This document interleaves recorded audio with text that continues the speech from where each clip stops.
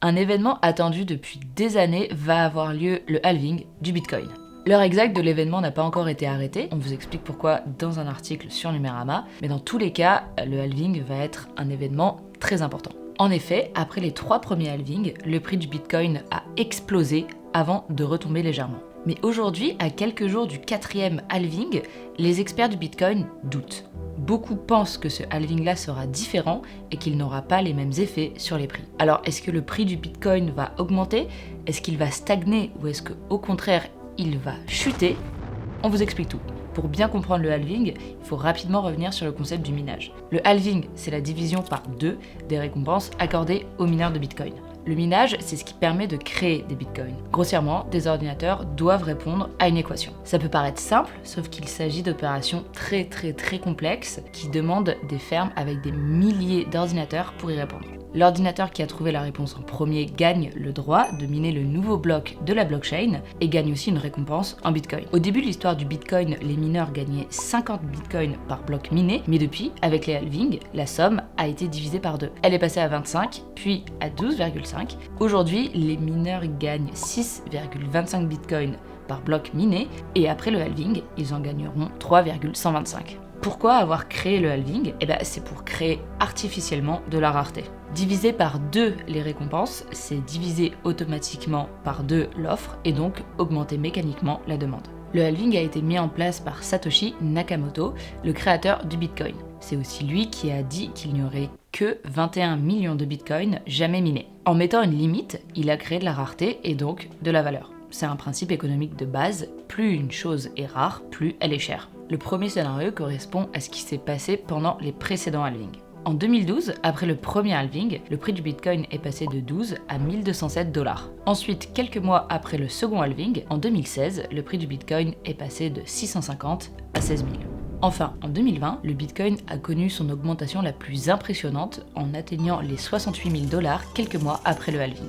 Comme Stanislas Barthélémy, le directeur de la partie crypto de KPMG, l'explique à Numérama, à long terme, le fait de diviser par 2 l'inflation revient à retirer virtuellement 30 millions de dollars par jour du côté des vendeurs sur le marché. En devenant de plus en plus rare avec le temps, le Bitcoin entretient artificiellement sa valeur et sa rareté. C'est exactement ce qui s'est passé pendant les 3 premiers halvings, lorsque la valeur du Bitcoin a explosé.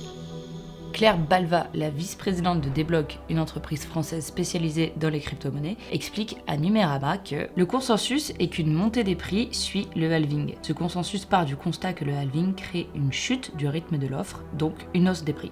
Il est étayé par les cycles précédents. L'un des scénarios pour le 4e halving est donc que la valeur va continuer d'augmenter. Il s'agit du scénario le plus populaire et le plus optimiste, mais ce n'est pas le seul. Le 2e scénario, c'est celui dans lequel les prix du Bitcoin après le halving n'augmentent pas tant que ça. C'est notamment l'option envisagée par une étude de Coinbase qui estime que le Bitcoin ne pourrait pas tant être impacté par le halving de cette année. L'étude se base sur plusieurs faits. Tout d'abord, la nature même du Bitcoin pousse à la spéculation. L'étude montre que, s'il est possible que le halving ait un impact positif sur les performances du Bitcoin, il n'existe encore que peu de preuves historiques de cette relation, ce qui la rend quelque peu spéculative.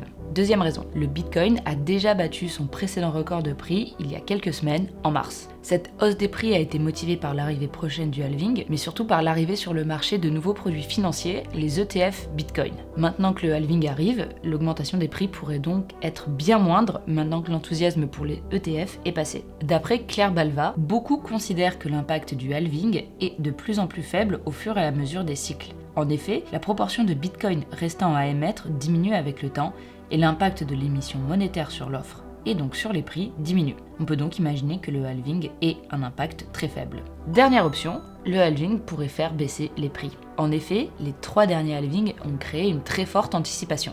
Ils sont nombreux à avoir acheté du Bitcoin ces derniers mois dans l'espoir de le revendre à la hausse une fois le halving passé. Or, si personne n'est prêt à acheter et que tout le monde attend en vain une augmentation des cours, ils ne vont pas arriver. D'après Claire, on pourrait assister à un effet « acheter la rumeur », vendre la nouvelle, un phénomène de spéculation bien connu des marchés financiers traditionnels. Il pourrait compenser la chute de l'offre prévue et générer une baisse des cours. Ce serait néanmoins une baisse relativement ponctuelle, quelques semaines ou mois. Une chute plus importante et plus longue est-elle possible? C'est un scénario assez peu envisageable. Le marché du Bitcoin pèse aujourd'hui 1000 300 milliards de dollars. Il a été adopté par un grand nombre de particuliers, ainsi que par de nombreuses entreprises et institutions financières. C'est autant d'acteurs prêts à s'assurer que sa valeur ne redescendra pas vraiment autour de zéro. Cependant, il est important de préciser que le Bitcoin reste très volatile. En mars, tout de suite après avoir battu son précédent record de prix, le Bitcoin a immédiatement chuté de près de 10 000 dollars. Même s'il s'est par la suite stabilisé, il est important de ne pas l'oublier, quel que soit le scénario qui se réalisera.